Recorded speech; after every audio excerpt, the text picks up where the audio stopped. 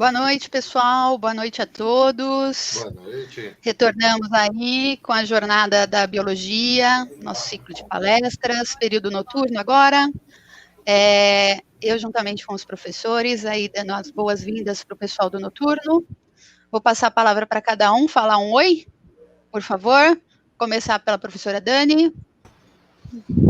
Oi, turma, tudo bem?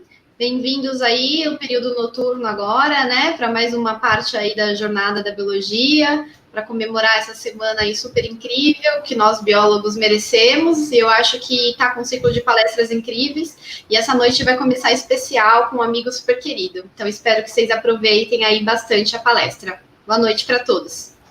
Professor Rocco, por favor. Olá, boa noite, colegas, boa noite, amigos, boa noite, alunos. É um prazer estar aqui com vocês, né, nessa outra semana, né, idealizada aí justamente para vocês, né, para que vocês possam aproveitar ao máximo, ver realmente aí o que tem dos egressos e realmente parabenizá-los aí pela grande escolha aí de ser biólogo. Milena, por favor. Oi, boa noite. Que bom, né? Mais uma rodada de excelentes palestras e, assim como a prof. Dani colocou, tem um amigo que vai nos prestigiar hoje com todo o conhecimento que ele tem e toda a experiência. Então, eu estou muito ansiosa para assistir essa palestra. Ó a responsa, hein, Ulisses? Um beijo, gente. Boa palestra para todos vocês. Professora Sol, por favor. Olá, pessoal, boa noite, tudo bem com vocês? Então, hoje, estamos agora iniciando a parte, do período noturno aqui da Jornada da Biologia. Hoje de manhã foi muito bacana, né? Quem não pôde assistir de manhã porque estava trabalhando, estava, tendo aí alguma outra atividade e não teve oportunidade de assistir, assistam, tá? Porque fica lá disponível para vocês ainda no canal. E vale muito a pena, foram palestras maravilhosas, e hoje à noite temos mais duas excelentes palestras, que eu acho que vocês vão gostar muito mesmo, e espero que todos, aproveitem bastante. Um grande beijo para vocês. E boa palestra para o nosso primeiro palestrante. Muito bem. Meninos, não esqueçam de fazer a inscrição, os alunos, lá no nosso site, que foi enviado para os representantes de salas. Por gentileza, a inscrição é por palestra, tá bom? Eu vou passar a palavra agora para o nosso querido palestrante, o mestre Ulisses. Ulisses, a palestra é sua, tá? Esse horário é seu. Fique à vontade e obrigada pela presença. Boa noite, professora Priscila. Desde já agradeço o convite que foi feito aí para mim, das professoras Daniela e Milena. Espero poder colaborar com este evento, Semana da Biologia da Universidade de 9 de Julho. Costumo dizer que é minha casa, porque nesta universidade eu fiz a graduação em Ciências Biológicas e o mestrado. Então, vamos lá. O tema desta palestra, dessa aula, é áreas verdes urbanas, serviços ecossistêmicos, serviços ambientais. Aqui, primeiro, vamos trabalhar com uma das definições de o que é, então, áreas verdes urbanas. Para o Ministério do Meio Ambiente, áreas verdes urbanas são as áreas consideradas como conjunto de áreas intraurbanas que apresentam cobertura vegetal arbórea, nativa ou introduzida, arbustiva ou rasteira, inclusive com as gramíneas, e que contribuem de modo significativo para a qualidade de vida e o equilíbrio ambiental nas cidades. Temos aqui, então, 4 imagens para exemplificar um pouco do que eu falei, da definição de áreas verdes urbanas. A primeira, à esquerda, é um canteiro central, ali recoberto por gramínea e outro tipo de cobertura. Ao centro superior, é uma horta urbana que além de todas essas outras funções, também tem a função nobre de produzir alimentos e possíveis fármacos fitoterápicos. Central inferior é uma imagem aérea da Praça da Sé, a praça mais famosa da cidade de São Paulo. E, por último, e não menos importante, à direita, temos a imagem aérea do parque que eu hoje administro, Parque Jardim da Conquista. Então, na imagem temos canteiro central, parque, praça e a horta, que é implantada nos mais diversos tipos de terrenos urbanos.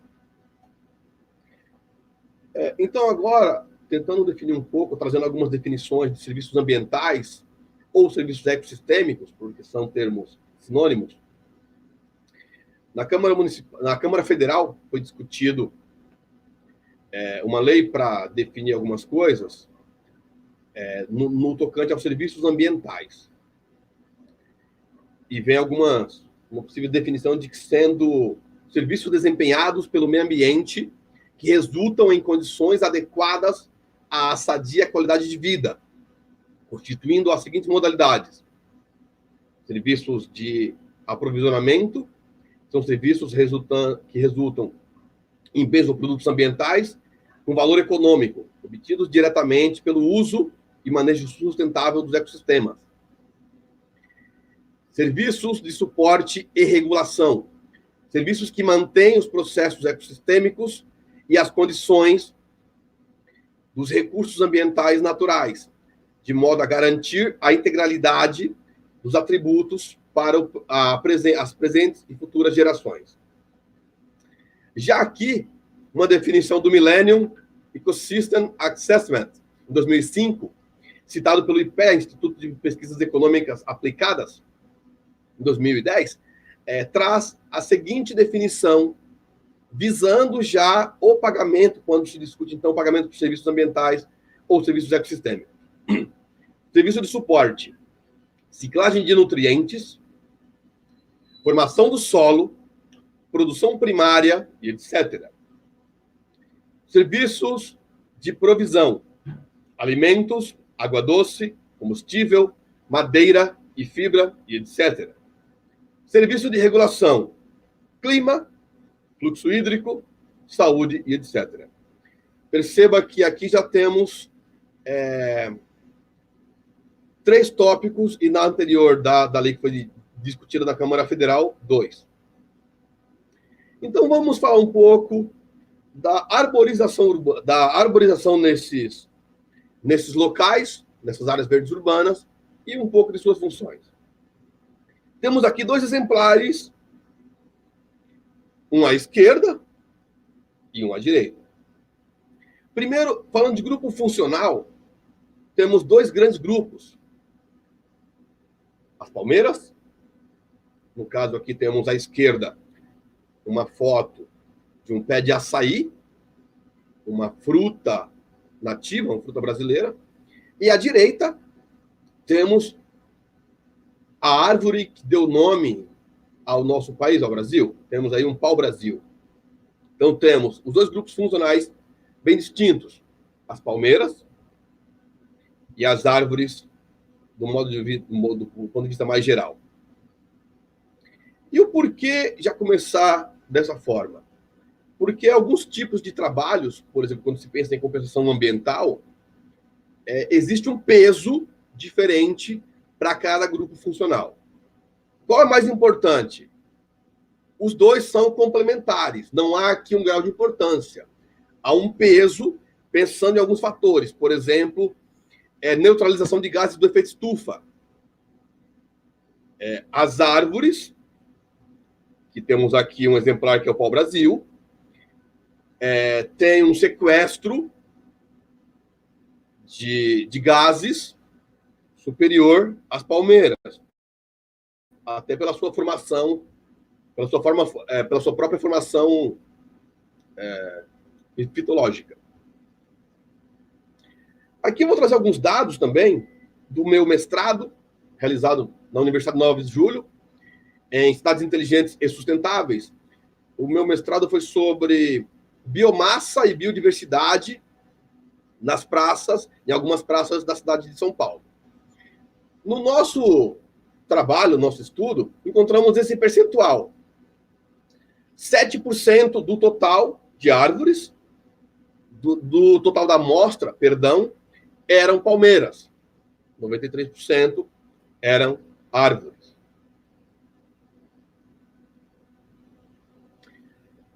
Falamos, então, um pouco sobre origem biogeográfica. E o que é isso? Qual é a origem deste indivíduo que estamos tratando, seja ele animal ou vegetal. Estamos aqui focando, então, no vegetal, nas árvores. Temos duas grandes origens, que são as nativas e as exóticas, que na literatura internacional aparece como alienígena. Alienígena nada mais é do que um ser estranho a este contexto. Superior esquerda temos um ipê amarelo. Superior direita temos uma sibipiruna, da família do pau-brasil. Inferior esquerda, eu sempre faço essa brincadeira nas palestras que eu ministro, que esta árvore aqui da superior esquerda, quem é aficionado, quem é fã do bruxinho Harry Potter, precisa saber que árvore é essa. Esta é um alfeneiro, ou um ligustrum. Por que eu digo a questão do Potter, a brincadeira? Porque o Potter mora, segundo os livros, na Rua dos Alfeneiros. Não lembro o número, mas é na Rua dos Alfeneiros. Inferior direita temos um flamboyant, uma árvore muito frondosa, mas para a calçada, a própria imagem já mostra o quão ela pode causar problemas. Ainda trazendo dados obtidos durante a pesquisa de mestrado, foi encontrado esse percentual. Que nas praças de São Paulo, as praças estudadas, né? Estamos apenas referindo às estudadas, encontramos 55% de exóticas e 45% de nativas. E esse percentual foi um percentual também encontrado nos mais diversos trabalhos realizados no mundo sobre esse tema. Mas então, vamos falar então de coisas mais diretas, ainda mais diretas ao ser humano e à sua existência. Vamos pensar em frutas. Quando vocês pensam, vou na feira, vou no mercado, vou em algum local comprar frutas, será que vocês, no geral, pensam, vem à cabeça de automático, as nossas frutas nativas ou as exóticas / alienígenas?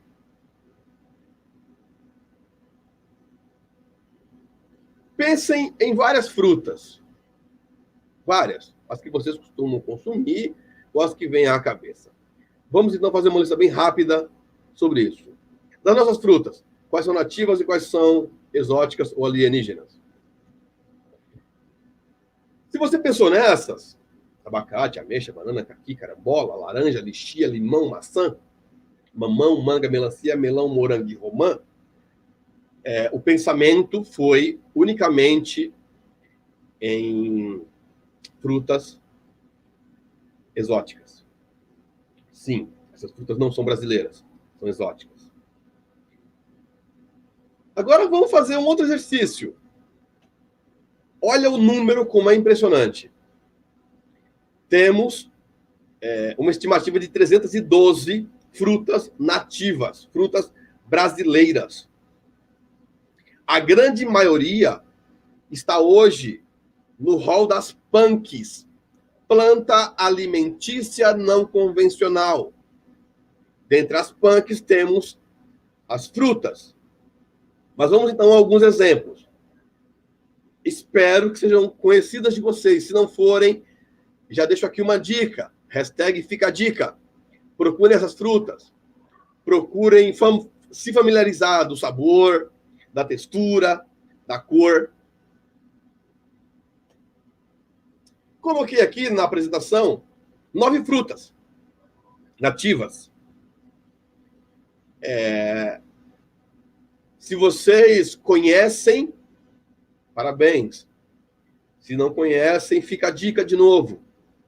Procurem. Procurem conhecer o sabor, a textura, um pouco da história. Temos apenas a ganhar com a introdução dessas frutas também no nosso cardápio. Lembrando que são todas aí nativas, tá? Todas da nossa flora brasileira. Superior esquerda, roxinho ali, é o araçá roxo. A planta lembra um pé de goiaba, o fruto também lembra, só que uma mini goiaba. E ele é assim, roxo, vermelho por dentro. A do meio, superior, cambucá, também muito gostosa. Um aroma, inclusive, também muito gostoso.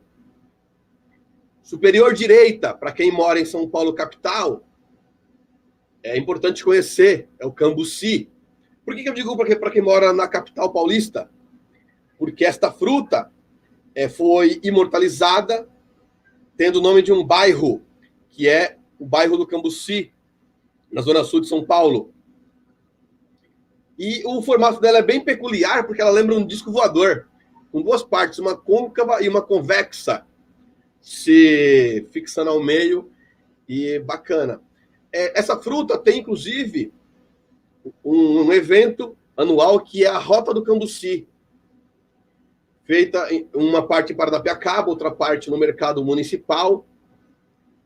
Também aconselho conhecer, é uma fruta muito gostosa. Em Paranapiacaba tem até sorvetes, bolos, tortas.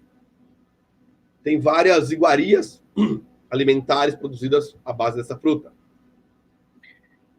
No meio, à esquerda, é a nossa cereja brasileira, cereja do Rio Grande. Inclusive da família da nossa outra fruta muito gostosa, que é a pitanga. Ao meio temos o jatobá, uma fruta do Cerrado. Poucas pessoas gostam dessa fruta, eu sou uma delas. É um dos animais que tem força para comer essa fruta, porque ela produz um legume muito grande, como você vê na foto, na imagem, perdão. Um legume grande, duro, e uma fruta que costumamos dizer que é uma fruta em pó. O nosso jatobá. Tem um cheiro forte, tem um gosto forte, marcante. Para quem já comeu leite em pó, causa a mesma sensação. Ela forma bolinhos no céu da boca. Em contato com a saliva, vai formando um bolo e vai grudando no céu da boca.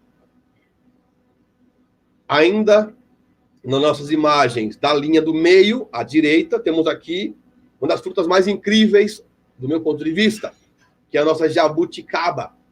Hoje também tem inúmeros pratos, doces e salgados, que são feitos a partir dessa fruta. Nossa linha inferior esquerda, outro roxo, temos aqui o maracujá roxo, que é ao contrário do maracujá exótico. Esse maracujá costuma ser produzido, costuma aparecer no meio da mata, então ele é de sombra, não é de sol. Também muito saboroso. E costuma ser doce, muito gostoso. Temos aqui o nosso pinhão. Nosso pinheiro, nossa araucária, ou pinheiro do Paraná, que agora estão chamando também de pinheiro do Brasil. Até então, é o único pinheiro conhecido que produz alimento para o ser humano, que é o nosso pinhão. Sim, aquele pinhão que comemos geralmente no mês 6 e 7, festa julina, é o fruto do nosso pinhão, nosso pinheiro do Paraná, pinheiro do Brasil. E aqui a nossa última fruta nativa. Tem a versão vermelha e a versão amarela. Uma fruta muito saborosa, tem um gosto azedo adocicado, agridoce, que é o cambucá, o saco de bode ou fisales. Então, perceba, eu trouxe na lição anterior as frutas exóticas, aqui as frutas nativas, e aí vamos então para uma lista das nossas nativas. Alguns exemplos: abacaxi, acerola, araçá roxo, caju, cambucá, cambuci, castanha do Pará, cereja do Rio Grande, grumixama, jabuticaba, maracujá roxo, pinhão, pitanga e saco de macaco, cambucá, fisales, tem uma porção de outros nomes. Mas, enfim, por que então falarmos de frutas, de árvores nativas, árvores exóticas, falando sobre serviços ecossistêmicos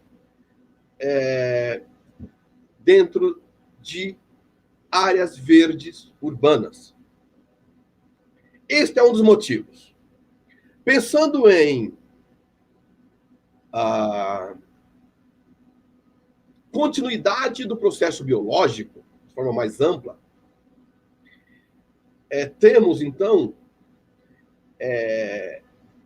as causas das extinções que já passaram e a atual.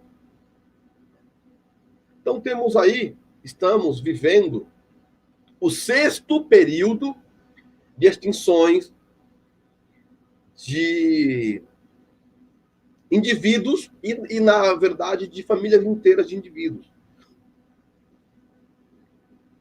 E olha qual é exatamente o motivo da nossa 6ª extinção em massas.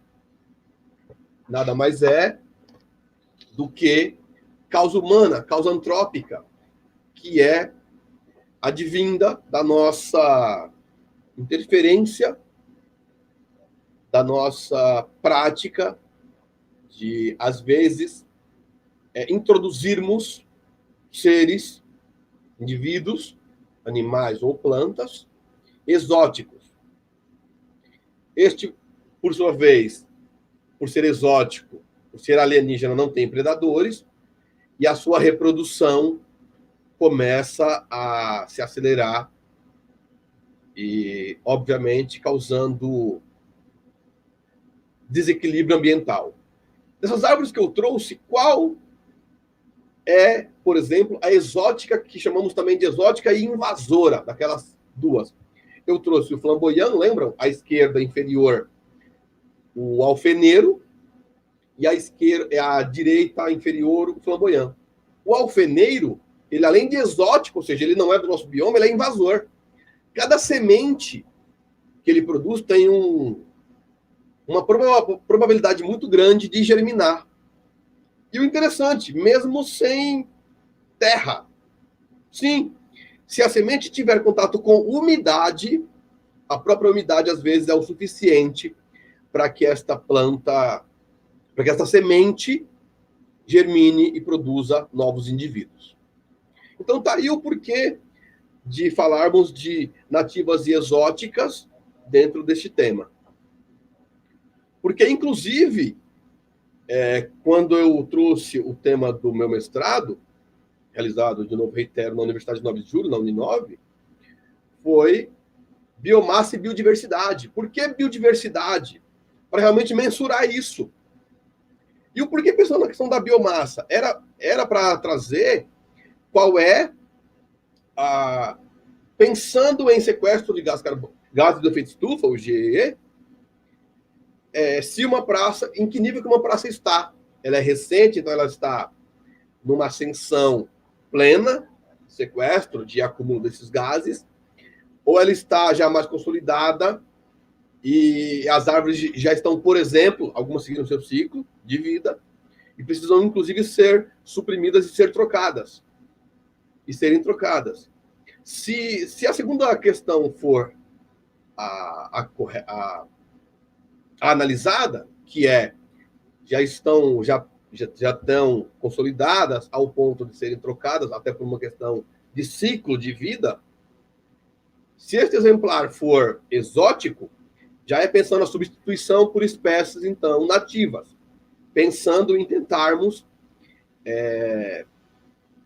frear esta extinção. É possível? Acredito que sim. Precisa de um grande esforço de todos nós e também dos governos, porque cabe a eles esta tarefa mais direta, mas também cada um de nós. E o porquê também esta questão? Porque eu leio muitos posts nas mídias sociais sobre nós plantarmos as sementes do que comemos. Isso tem dois lados, né? Se você tem o hábito de ingerir as frutas nativas, na grande maioria, perfeito. Nós estaremos cumprindo a função de um pássaro, de um outro mamífero, que é de comermos a fruta e irmos espalhando as sementes. Perfeito. Mas, se a tua resposta for inversa, não, você nem conhecia essas nativas, costuma apenas se alimentar das exóticas, conforme aquela lista. Abacate, limão, laranja, manga, maçã. Nós estaremos espalhando cada vez mais estas exóticas. Então, esta ação de tentar frear ou minimizar ao máximo a sexta extinção de espécies acaba tendo essa outra questão, né? Se nós não temos um hábito alimentar que prioriza as frutas nativas, iremos, então, contrário a esta possível ação de frear essa extinção em massa. Bom, então vamos lá, tocando aí um pouco de forma mais direta sobre os serviços ambientais que esta cobertura vegetal nos fornece. Tem aí na primeira imagem superior esquerda, refresca o ar de entre 2% e 8%. Por quê? Porque as copas recebem os raios solares, absorvem, e se você ficar embaixo de uma árvore, o que você terá é sombra, e não sol direto. Figura central, filtra a poluição do ar. Superior direita, regula o fluxo de água, porque existe uma estimativa de que uma árvore adulta, no seu clímax, ela chega em torno de 1 metro cúbico de água por dia na atmosfera. Essa água ela retira dos lençóis freáticos, do subterrâneo, e lança para a atmosfera enquanto evapotranspiração. Na linha do meio, à esquerda, ameniza o aquecimento global. Pensando de novo da questão da insolação. Os raios solares vão até a copa, né, atingem a copa, são filtrados e pouquíssimos desses raios chegam ao solo. Na linha do meio, exatamente a figura do meio. Tem aí uma fotozinha de uma laranja até. Fornece comida, alimento aos animais, e eu também defendo, em grande medida, ao ser humano. Por quê? Porque eu trabalhei 15 anos para a arborização urbana e eu presenciei pessoas indo atrás dessas frutas, era um pé de abacate, Pérsia americana, por uma necessidade existencial. Não era apenas o gosto de comer o abacate, era também uma necessidade existencial. Ou comia aquele fruto, ou não comeria nada. Linha do meio à direita, melhora a saúde, reduz a hipertensão, reduz o estresse. Eu até coloquei uma cruz vermelha aqui bem grande para reforçar esta questão. Hoje, até com esta pandemia, não se questiona mais se essas áreas verdes urbanas nos trazem ganhos de saúde ou não. Na academia hoje, o mundo já tem esse assunto como superado, e que sim, as áreas verdes urbanas nos propiciam uma qualidade de vida muito maior, muito melhor. Seja através da prática esportiva, seja do lazer, seja da contemplação de uma árvore florida, um pássaro voando, enfim. Hoje, então, isso não se discute mais. Linha de baixo, a última linha, inferior esquerda. Levando em conta que ela refresca o ar e ameniza o aquecimento global, ela também nos propicia uma economia de energia, haja visto que somos um país tropical, com grande insolação, as árvores, então, também cumprem esse papel. Figura do meio, linha inferior. Aumenta a biodiversidade. Isso você pode comprovar, inclusive, plantando algumas espécies arbustivas ou lianas, as nossas queridas trepadeiras no reino vegetal. Você perceberá que assim que essa planta começar a produzir flores, virão borboletas, possivelmente pássaros para comer essas borboletas, ou pássaros até para tomarem o néctar, ingerirem o néctar, por exemplo, o beija-flores, mas não é, os beija-flores não são os únicos que se alimentam de néctar. E mesmo quando pensamos no aumento da biodiversidade, é um tema bem interessante, que inclusive convido todos a conhecerem o Parque Jardim da Conquista. Nós temos feito um plantio, um reflorestamento com árvores nativas, e para mim e para nossa grande surpresa, alguns animais raros começaram a aparecer, especialmente as aves, né, que têm a locomoção facilitada. Por exemplo, o tucano, alma de gato. Então, é algo bem peculiar e bem importante também. Além de aumentar a biodiversidade, ela garante, né? Porque se nós começarmos a plantar, por exemplo, em algumas calçadas, algumas praças, nossas árvores nativas, nós estamos garantindo a perpetuação das nossas espécies nativas. E por último, e não menos importante, na linha de baixo, então, a figura inferior direita valoriza o entorno.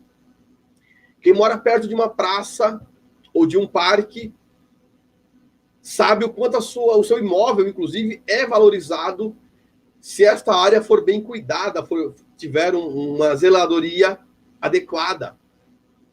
Hoje, quando pensamos, por exemplo, em comprar um imóvel, um apartamento, por exemplo, um dos elementos que traz muito valor é ter ou não área verde, para playground, para piquenique, para área de lazer. Então, esse valor agregado hoje fica cada vez mais claro. Tem até trabalhos já acadêmicos feitos pensando em valorar indivíduos da arborização urbana, com alguns critérios. Se é exótico, se é nativo, se é raro, se não é raro. Bom, aqui então mais um slide falando sobre os serviços ambientais que as plantas nos fornecem. Não apenas as árvores, mas as plantas no contexto geral, mas aqui então é sobre uma árvore. Em um ano, ela resfria igual a 10 ar-condicionados funcionando continuamente. Lógico, se for uma árvore de grande porte, no seu clímax, né? Absorve, em média, 2.900 litros de água de chuva, porque também não sei se vocês já pararam para analisar, quando chove, quando você irriga a sua planta em casa, se você irriga a partir da copa, a água cai na copa, né? Seria assim, vai diminuindo a velocidade e vai, então, correndo através do tronco do solo. Isso também diminui as enchentes, porque um volume de água menor ou chega mais rápido ao corpo d'água. Com esse volume de água chegando menor, facilita com que esse corpo d'água possa fluir o seu fluxo. E filtra, em média, 28 quilogramas de poluentes do ar. Neste tópico, temos uma referência nacional que estuda o tema, o professor Dr. Paulo Saldiva. Ele, inclusive, estuda qual é a influência destes poluentes na atmosfera sobre a saúde e a qualidade de vida do ser humano. O professor Saldiva é uma referência nesse tema e é médico. Ele não é biólogo, é médico, mas estuda a fundo esse tema. E eu recomendo para quem estuda áreas verdes urbanas ler alguns artigos do Saldiva, que é uma das nossas maiores referências contemporâneas. Pensando aqui, então, um pouco em o que eu preciso saber ou no que eu preciso focar quando eu penso em plantar uma árvore na minha calçada, plantar uma árvore em frente à minha casa. Alguns fatores. São os únicos? Não, não são os únicos. Mas são alguns fatores bem relevantes. Planejamento. Design. Plantio e proteção. Gerenciamento e monitoramento. Planejamento. Conheça as árvores enquanto recurso. Tenha uma estratégia abrangente. Incorpore as árvores em políticas e planos. Pensando aqui em políticas públicas, em planos públicos de gestão. Quarto, faça lugares amigos das árvores. Porque se eu vou plantar uma árvore na calçada da minha casa e vai vir alguém quebrar, pode me frustrar enquanto pessoa que teve a ideia, que plantou. E o que é pior, né? Vai danificar a árvore, pode até levar à morte, você vai ter que plantar outras e outras. Então aqui é importante, por exemplo, se você mora num bairro mais dormitório, um bairro que você conhece os vizinhos, conhece um pouco mais quem frequenta, é importante também divulgar a importância dessas árvores. De repente uma plaquinha é nativa, é exótica, produz frutos que o ser humano pode comer ou não. Escolha as árvores certas. A árvore certa para o local certo. A figura inferior esquerda demonstra um pouco isso. Busque benefícios múltiplos. Olha, ela me dá sombra, mas ela também me propicia flor, ou me propicia frutos, pensando no contexto mais geral. Esses tópicos foram dentro de design. Plantio e proteção. Procure árvores saudáveis. Por exemplo, o nosso código de plantio de árvores em São Paulo, nosso código de arborização, nosso plano, estipula que nenhuma muda pode ser plantada em calçadas, que são as chamadas áreas impermeáveis, ou em praças, as chamadas áreas permeáveis, que a sua primeira bifurcação não tem 1,80 m. Ah, mas por que isso? Porque uma pessoa com uma estatura mediana precisa passar embaixo da árvore sem precisar se esquivar, sem precisar sair. Porque se você planta uma muda ou um arbusto, você começa a criar conflito do cidadão, do transeunte, com esta árvore. E às vezes, se ela é uma árvore pequena ou muito ramificada, abaixo de 1,80 m, você começa a criar o conflito da arborização com o cidadão. E às vezes o cidadão, ao invés de desviar da árvore, ele pode querer passar por cima, pisotear, e aí acaba criando conflitos que foram criados já no início, e aí durante esta convivência acaba piorando.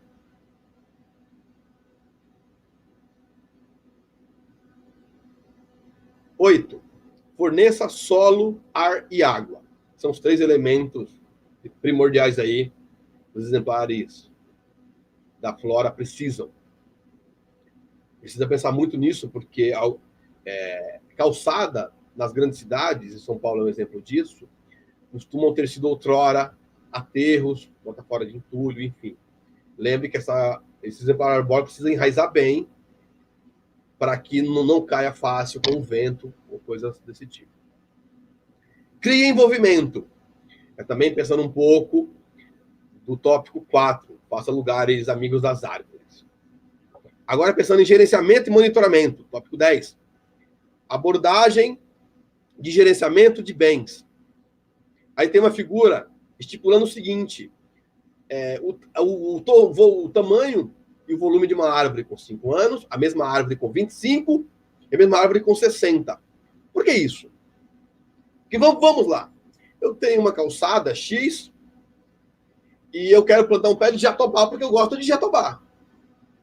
O jatobá é uma árvore de grande porte, maravilhosa, tem um potencial de crescimento até lento, mas que quando atinge, chega nessa média aí. Com 60 anos, ele vai estar com uns 40, 50 metros. Árvore grande, muito frondosa. Se eu não tenho espaço para esta árvore, eu não posso plantar essa árvore, eu preciso plantar um outro exemplar arbóreo. Onde eu encontro informações?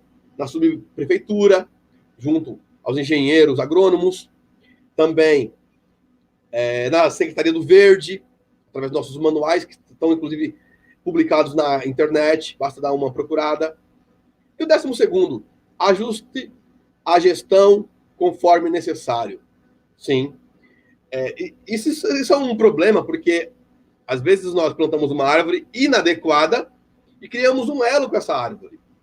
Um elo pessoal, de olha, eu plantei com a minha mamãe, com o papai, enfim, com o vovô, e faleceu, enfim. É a minha lembrança.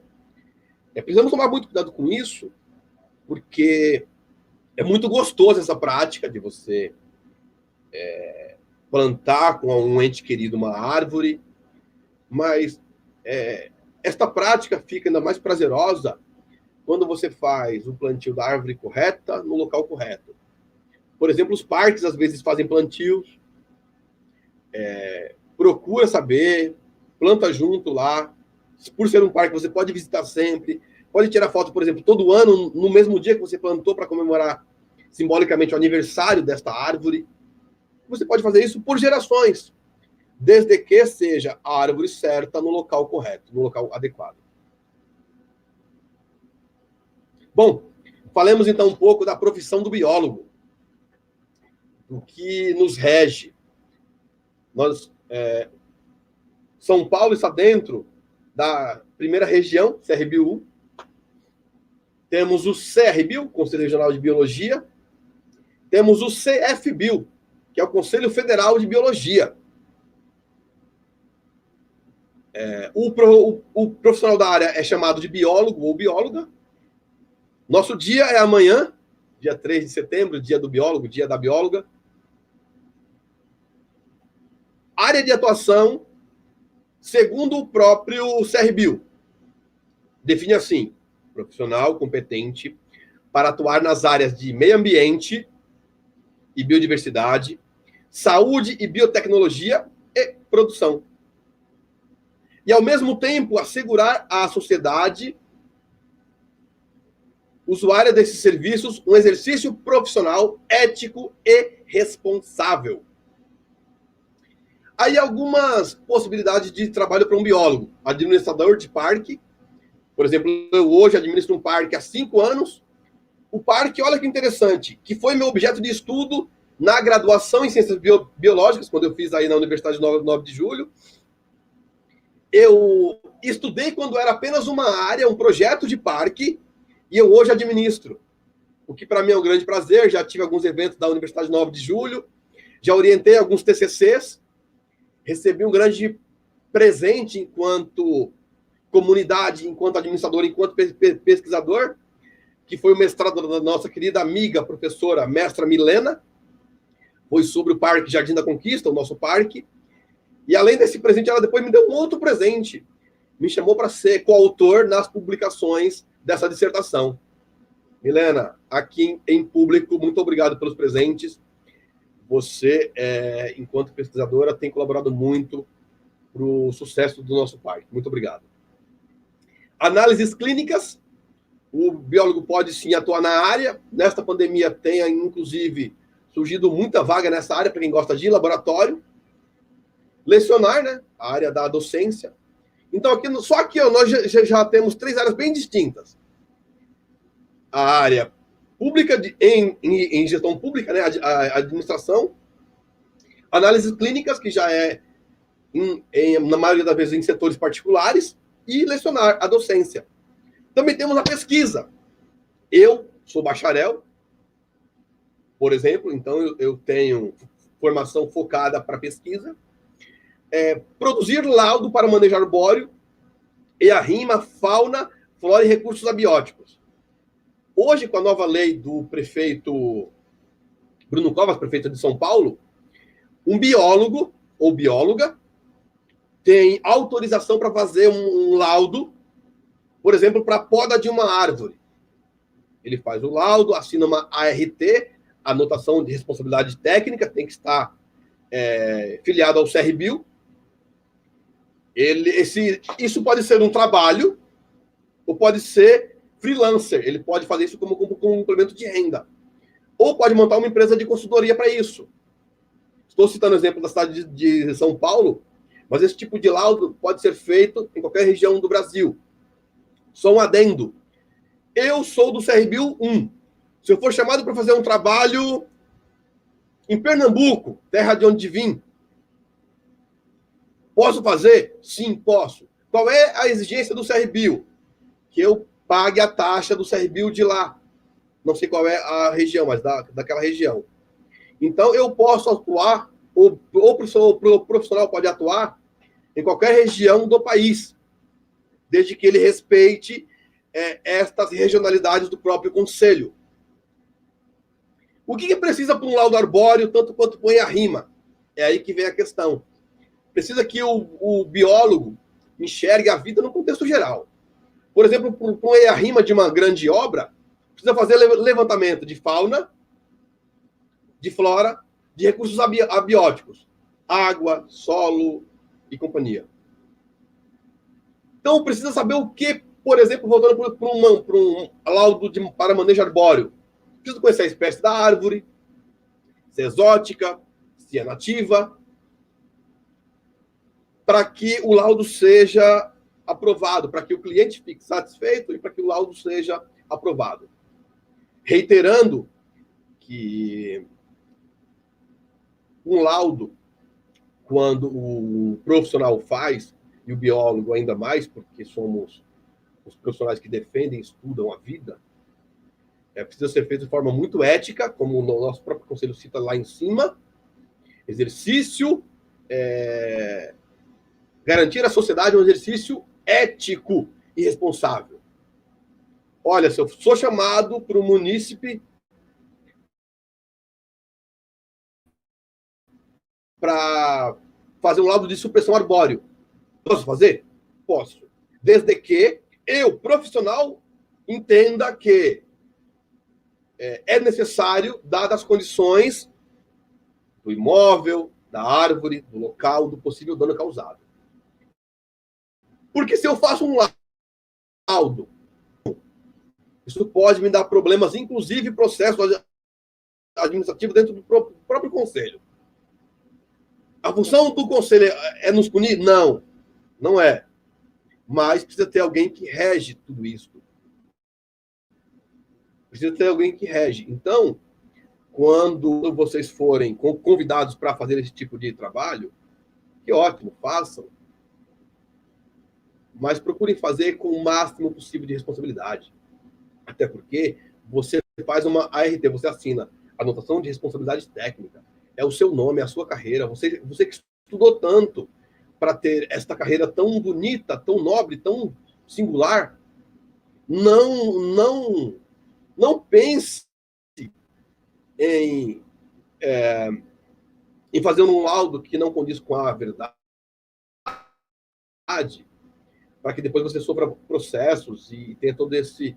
com o que você aprendeu, com o seu juramento de biólogo, que eu, inclusive, tive a honra de fazer na minha formatura. Eu que fiz o juramento da biologia. Pode também trabalhar em São Paulo para as empresas que fazem manejo, manutenção arbórea, que são as empresas que fazem a poda e o corte e plantio de árvores em São Paulo, por exemplo, e também manutenção de jardim, que são as equipes que fazem a roçagem nos nossos jardins, nas praças e nos parques. Então, o biólogo também pode trabalhar nisto. Só para vocês terem ideia, vamos lá. Poda de árvore e equipe de grama nas subs. Tem pelo menos uma equipe em cada sub.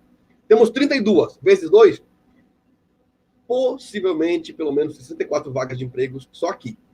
Só em uma atuação. Então, tem campo para biologia? Sim, tem, e muito. Muito. Você precisa o quê? Focar. Olha, eu quero estudar, eu quero me especializar, por exemplo, em fauna. Perfeito. Vai lá. Estude, então, fauna. Não, eu quero me especializar em flora. Perfeito, vai lá, se especializa em flora. Não, eu quero fazer biotecnologia. Perfeito.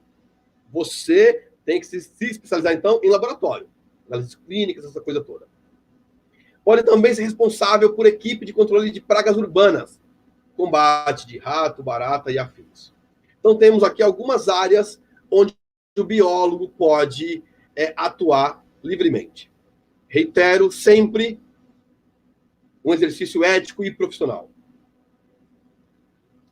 Temos aqui alguns órgãos dentro da cidade de São Paulo que estar inserido. Da superior para inferior. Secretaria Municipal do Verde e do Meio Ambiente, que é uma secretaria específica que trata desse assunto. Secretaria de Estado de Meio Ambiente, que é a Secretaria de Estado. Ministério do Meio Ambiente. Temos a Organização das Nações Unidas, PNUMA. Temos aqui, então, muitas possibilidades. Dentro dessas possível atuação do biólogo, da bióloga, do profissional da área ambiental, para ir se familiarizando com o tema enquanto estuda ou enquanto não consegue colocação na área. Da esquerda para a direita, da superior para a inferior. Os CADs regionais. São Paulo tem 32. Eu hoje tenho a honra de coordenar pela sociedade civil, ou seja, eu fui eleito pelo povo, pelos meus pares, para coordenar o Conselho Regional de Meio Ambiente de São Mateus, o CADES São Mateus. O CADES Municipal, o CADES São Paulo, presidido pelo nosso secretário do Verde, Eduardo de Castro. Eu também já participei do CADES representando uma ONG. O CADES Municipal é um conselho de ONGs, é um conselho muito atuante também.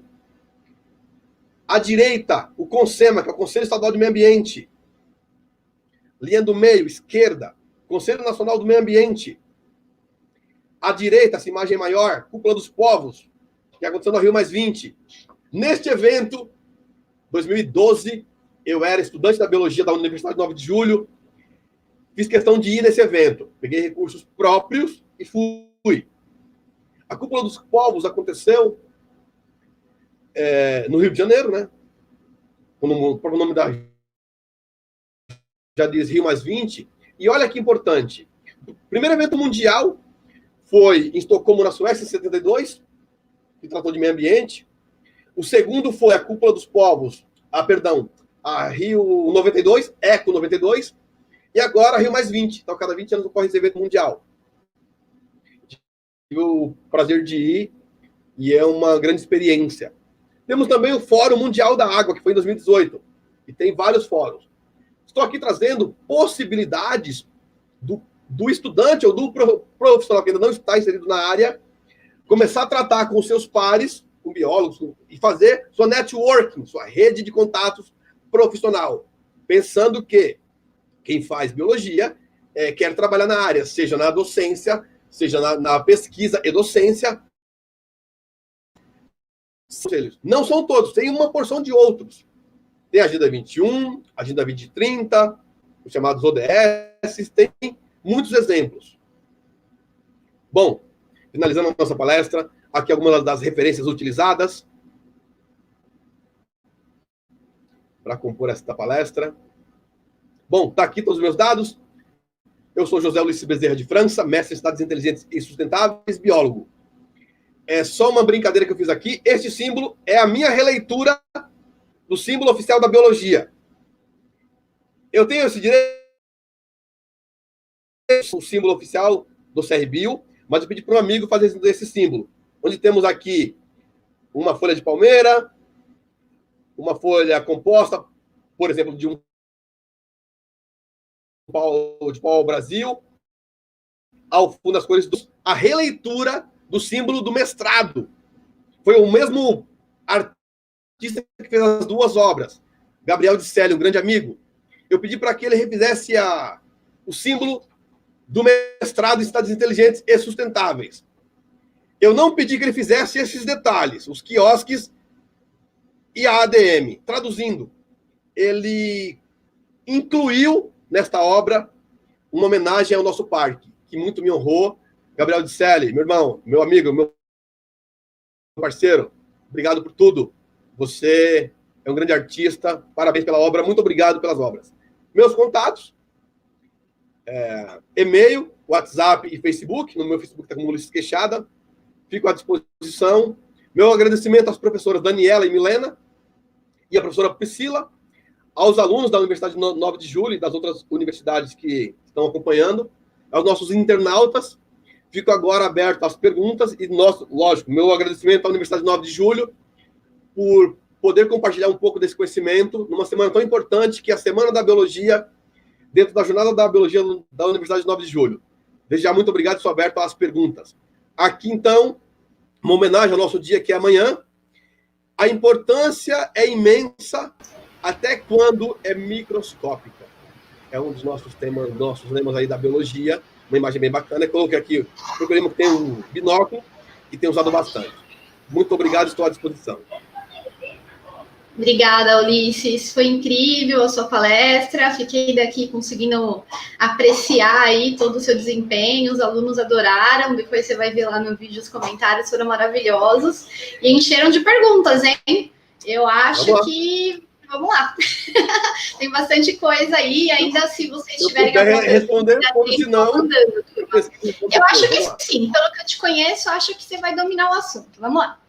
Primeira pergunta, veio até pergunta de amigos, hein, Ulisses? O que você percebeu, né, de melhora na comunidade depois da chegada do parque na região? Que eu sei que é uma região, uma comunidade carente, né, o local onde fica o seu parque, e a gente sabe os benefícios, né, que isso traz para a população no entorno, não só essa parte. Oi, Ui. Ô, Dani, eu prefiro, se possível, que você possa falar o nome de quem perguntou, pode ser? Ah, não consigo, é muita gente. Tá bom, já me então, perdi. Desculpa, tá bom, vai lá. Não, sem problema. Tá bom, quer que eu responda agora? Então, na verdade, eu queria saber esses benefícios, não lembro agora quem fez essa pergunta, no entorno, desde o período aí que o parque foi colocado nessa comunidade. Pode falar. Nós estamos numa comunidade, a subprefeitura de São Mateus tem algo em torno de 500 mil de habitantes. Este parque tem função, pensando então nos cidadãos, nos nossos frequentadores, tem trazido uma maior qualidade de vida, propiciando para isso uma área de lazer, de contemplação, um refúgio para essas pessoas tão necessitadas. E tanto que assim, Dani, pensando até Daniela, perdão, professora Daniela, pensando... Pode chamar de Dani, eles me chamam de Dani. Eu tenho... Obrigado, Dani. Pensando na questão da contemplação, eu tenho sempre que possível tirado fotos dos nossos animais que vivem livres no parque, para assim ir divulgando no meu perfil do WhatsApp, no meu status, no meu Facebook, enfim, no Facebook do parque. Então, os ganhos são múltiplos.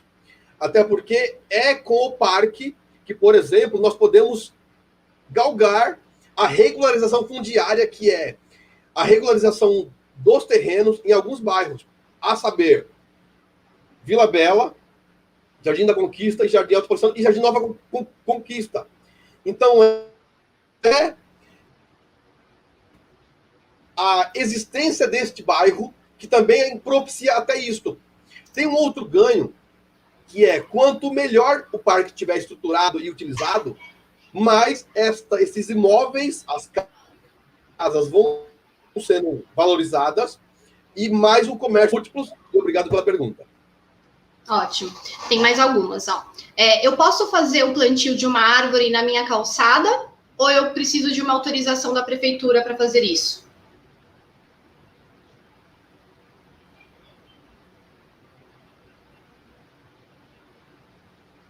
Mas o que é aconselhado? Que você vá até, se for São Paulo, uma subprefeitura, se for São Paulo capital. Se não for, que você vá à Secretaria de Meio Ambiente ou à Secretaria de Infraestrutura e pergunte, olha, você leva os dados. Olha, eu tenho uma calçada com X metros de largura.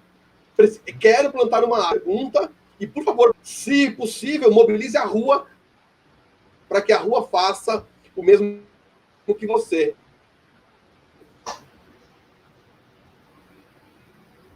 Pergunta. Dani? Ótimo, tô te ouvindo. Próxima pergunta, posso falar?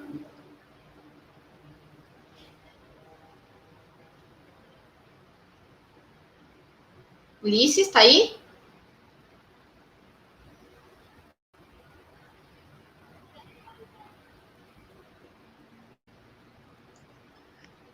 Acho que tivemos um probleminha.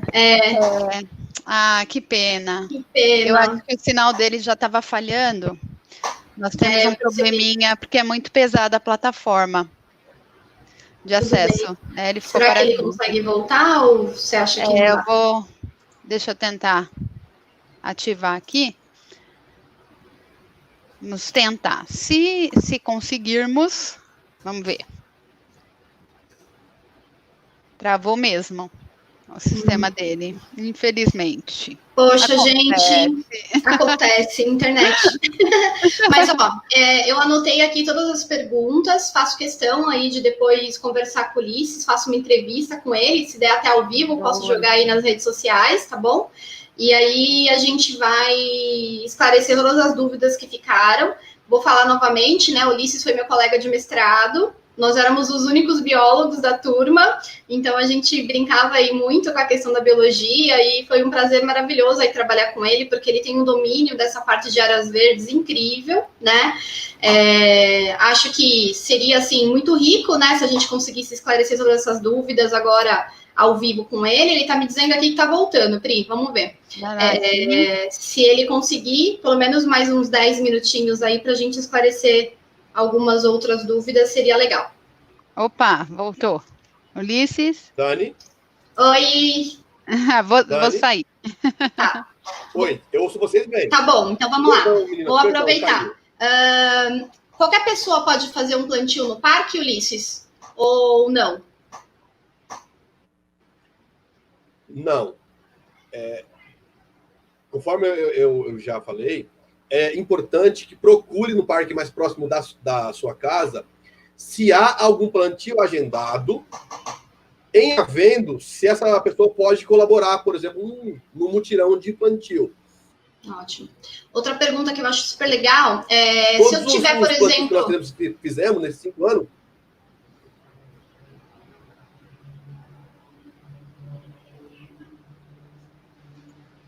Tá aí?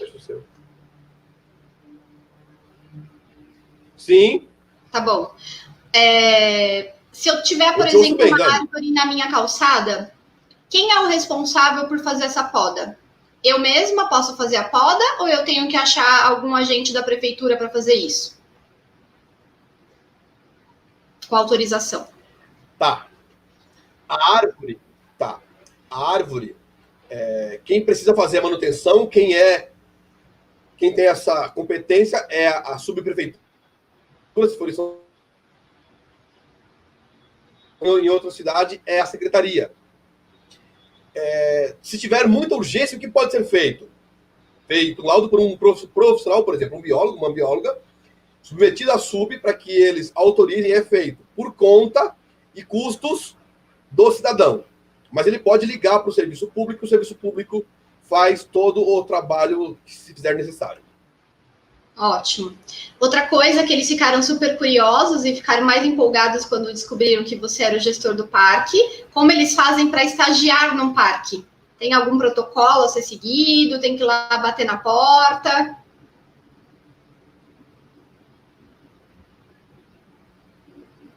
Eu não entendi, Dani, perdão, cortou. Não tem problema. Eles querem saber como pode ser feito para estagiar no parque. Boa! Então, de vez em quando abre vaga. Eu vou manter contato sempre com você, com a nossa professora Priscila, aqui com a professora Milena, e a gente vai conversando. O estágio no parque tem 2 grandes formas. Uma é o estágio remunerado pelo CIE, tem que se inscrever tudo lá na hora que surgir a vaga, ser indicado pelo administrador ou administradora, ou o estágio voluntário, que aí, por exemplo, tem flexibilidade a grande parte dos alunos da Uninove, né, trabalham, então sobra o fim de semana para fazer o estágio. Mas é assim que funciona, Dani, tem as duas formas. Então, quem já tem interesse já entra lá no CIE, se inscreve, faz as provas e fica pronto para um possível processo seletivo. A remuneração Ótimo. é a oficial do CIE, aquela ajuda de custo, não é salário, é ajuda de custo. Perfeito, eles estão falando para você contratar eles, tá? Outra pergunta, quais as vantagens... Quais as vantagens das espécies nativas para a manutenção da fauna em zonas urbanas? A vantagem. Bom, se nós pensarmos que uma árvore nativa, ela tem os fitoparasitas, tem já a fauna que já a conhece, a probabilidade disso ser mais positivo é maior. Vamos dar um exemplo. Pensando em árvore, pitanga é uma fruta nativa, de médio porte, que inúmeros pássaros, inúmeras aves consomem. Óbvio, só aquelas aves frugívoras, né? As que não são, não vão consumir. Mas, enfim, pensando no fluxo gênico em si, embora boa parte dos nossos exemplares de fauna urbana, ou que estão no meio urbano, também consomem as exóticas. Por exemplo, um abacate persa americana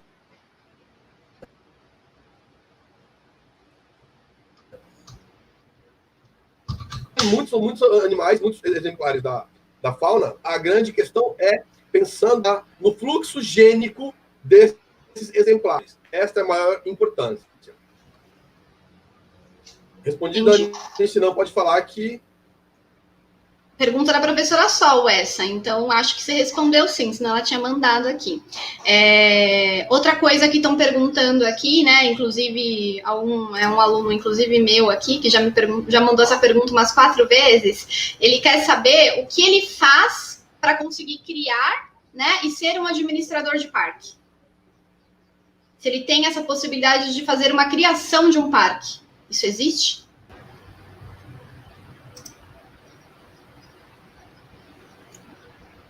Criar o que, Dani? Perdão. Um parque. Dani? Se ele... Eu entendi só até criar. Tá. O que ele precisa para uma criação de um parque como um administrador?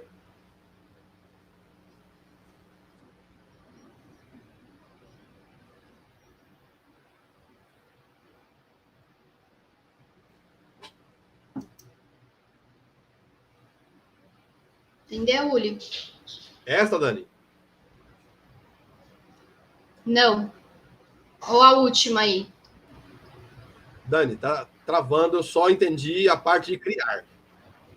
Tem problema. Ele gostaria de saber como que ele faria para fazer a criação de um parque como administrador. Qual a importância da preservação das plantas?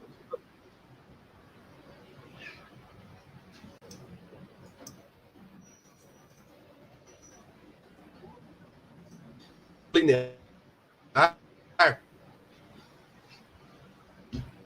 Bem, se tem equívoco não, outro debate, mas muito bem arborizado, que é o Parque Linear do Ticoatira.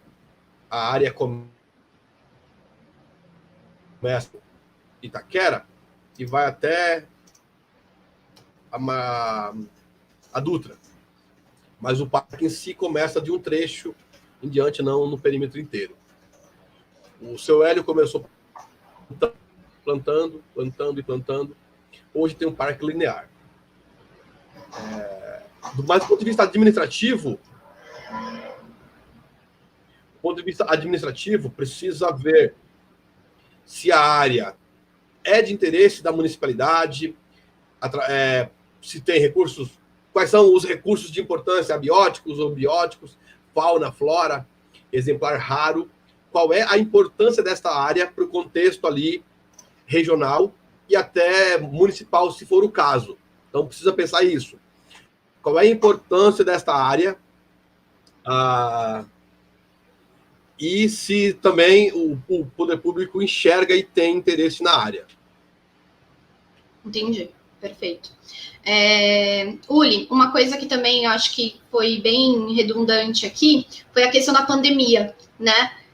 Se no período de pandemia, né, que o parque teve que ficar fechado, se você percebeu alguma diferença no parque, em questão de espécies e tudo mais, e a volta, como está sendo essa questão de cuidados, né? O que você acha aí como administrador?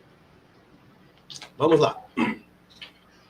Durante o período que o parque ficou fechado, por um decreto do secretário de Saúde de São Paulo, Edson Aparecido, respeitando o decreto do prefeito, Bruno Covas, o nosso parque foi uma exceção municipal, talvez o único parque no mundo, não ouvi até agora nenhuma outra informação, de um parque que fez um trabalho social.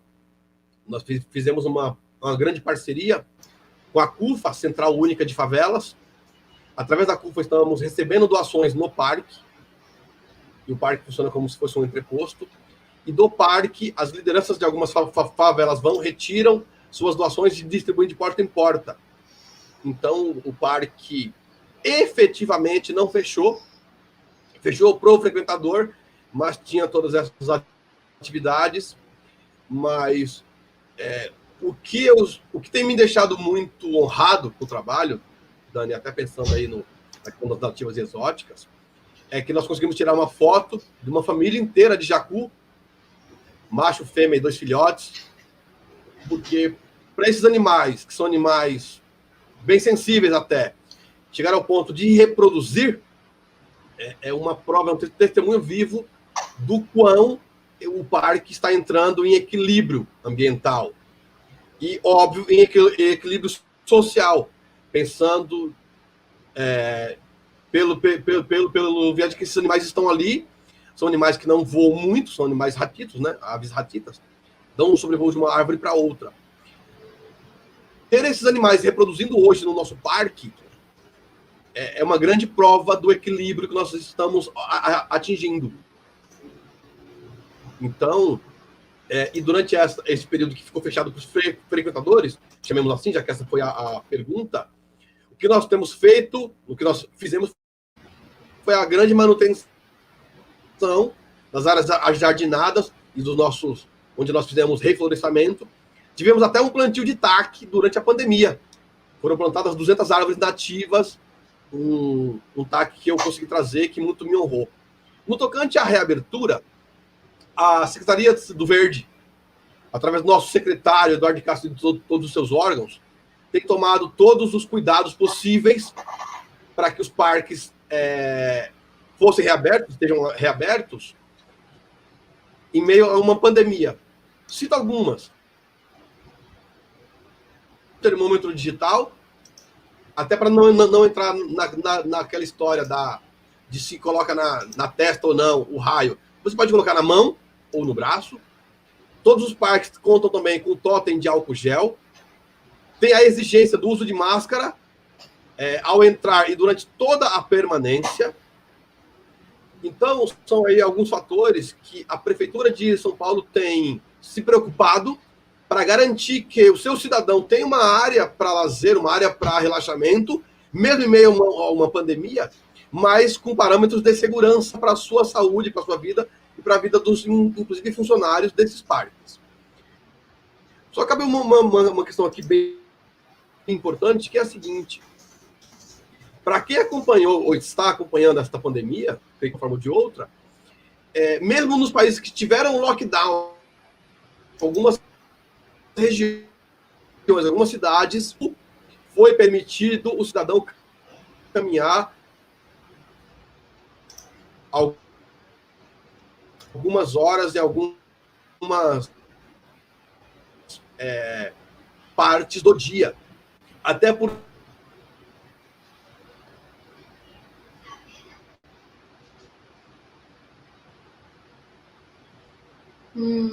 Perdemos o Ulisses de novo. Turma, mas eu acredito que a gente conseguiu aí responder a maior parte das perguntas. Brito, vamos ficar devendo a sua. O Leandro está ouvindo, ele falou que está ouvindo, normal. A gente não está ouvindo, mas quem está assistindo está. Caiu, ó. Mas aqui tem um delay, Mi. É que ele está no YouTube. É verdade, ele está no delay. Isso. Ele caiu. Mas não tem problema, gente. Fiquem tranquilos que essas outras perguntas aqui que faltaram, faltam duas, né? Especificamente as novas aí que foram fazendo durante a apresentação agora no final. E aí eu passo para ele com certeza. Oi, Uli. Que ótimo. Amigo, eu estava conversando com os alunos, né, com as pessoas aí que estão nos ouvindo. É natural, né? A internet, infelizmente, tem dessas coisas. De vez em quando ela resolve falhar aí no momento que não deveria, né? Nesse momento tão importante aí. Tenho mais algumas perguntas para você, mas eu acabei de me comprometer que eu vou fazer essas perguntas para você e vou disponibilizar aí para os alunos assim que possível e até mesmo aí na plataforma, tá? Porque a gente tem um próximo palestrante para a gente não se atrasar muito aí, né? Para não acabar tendo problema no evento. Mas foi um prazer maravilhoso te receber aqui essa noite, Ulisses. Estou me sentindo muito feliz, né? Por você ter aceito aí esse convite, por ter vindo passar para a gente um pouco da sua grande experiência aí nessa área. Estou em dívida com você, vou lá visitar o parque. Muitas pessoas perguntaram o lugar do parque. Ele fica na Zona Leste, gente, no parque aí, no Jardim da Conquista. É um parque muito legal. Se vocês quiserem, sigam o Ulisses aí nas redes sociais, ele posta muita coisa. Essa família do Jacu, por exemplo, ele postou pra gente. São uns fofos, fora as serpentes e tudo mais que aparece lá. É um parque bem legal. Por estar um pouco afastado, né, ainda tem uma biodiversidade bem ativa, que é ótimo. Obrigada, Uli. Pessoal, uma alternativa também talvez deixar os comentários no vídeo que vai ficar disponível. De repente, fica mais fácil também o acesso. Aí, Ulisses, eu peço só que você visualize, porque aí fica permanente lá, né? Esse chat, sim, ele some, mas os comentários sobre o vídeo, eles ficam permanentes, então dá para jogar lá as perguntas e aí você tem acesso. Acho que fica até mais fácil o contato entre vocês, né? Professora Priscila, por favor. Milena, Dani, Sol, obrigado pelo convite. Professor Rocco, obrigado. Perdão pelas falhas aí da internet, espero ter colaborado. Imagina! Muito honrado pelo convite. Estou à disposição, obrigado por tudo. Até uma próxima. Você foi maravilhoso, Ulisses. Você foi maravilhoso. E é um prazer recebê-lo aqui. Sempre, sempre. No meu coração, você sabe disso, né? Muito querido pra gente.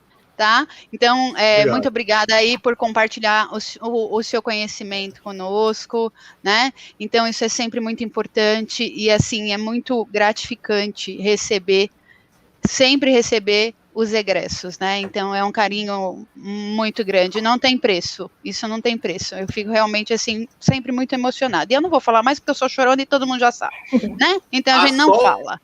A gente não fala. Parque, viu, Pri? Você ainda não. É verdade. Eu tô me comprometendo também. Eu vou com a Dani. Eu vou com você. Eu vou com a Dani. O pôr do sol é lindo. Vocês vão amar o pôr do sol, né, Ulisses? O parque tá aberto. Uma vez eu te agradeço por ter aceitado o convite. Você falou do trabalho, né, que foi desenvolvido lá, foi feito com muito amor. E tem um carinho muito grande pelo parque e uma gratidão enorme, assim, por você. Eu vou agradecer o resto da vida, porque esse trabalho mudou a minha vida, né? Ele me abriu muitas portas. Então, gratidão, assim, e esse amor, esse carinho, essa amizade, ela se estende não só ao parque, mas ao Ulisses, né?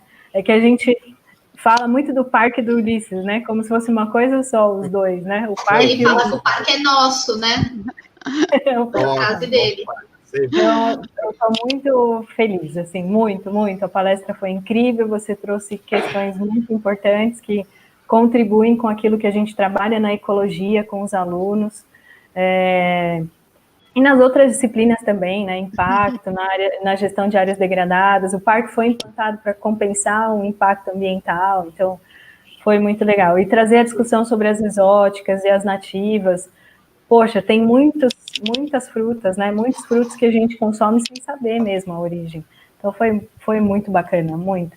Estou Muito feliz. Meninos, eu vou ter que finalizar, infelizmente, porque nós temos mais uma apresentação. Desculpa. Ok, Ulisses. Só Abraço. um tchau rápido, vamos lá. Obrigado. Tchau, Ulisses. Eu vou lá qualquer dia desses novamente, viu? Lembra que faz muitos anos que eu fui lá. Tá bom? Vou de novo quando puder. Um abraço, viu? Fica com Deus. Cuida aí. Olá. Obrigada. Pessoal, encontro vocês lá na próxima apresentação. Tchau. Tchau.